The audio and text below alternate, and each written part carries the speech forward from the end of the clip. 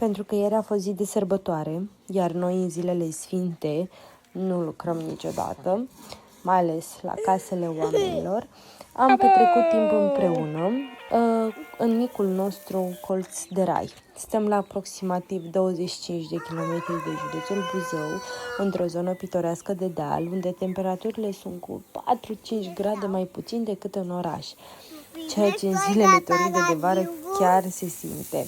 Am făcut un grătar împreună cu cei doi copii ai noștri, un băiețel de 6 luni și un băiețel de 4 ani. Ne-am bucurat de liniște, natură, înconjurați de câinele nostru Max, de cele două pisici, de găini și de cei doi mielușei. Am făcut un sos de usturoi care merge perfect cu pui sau cu orice fel de carne.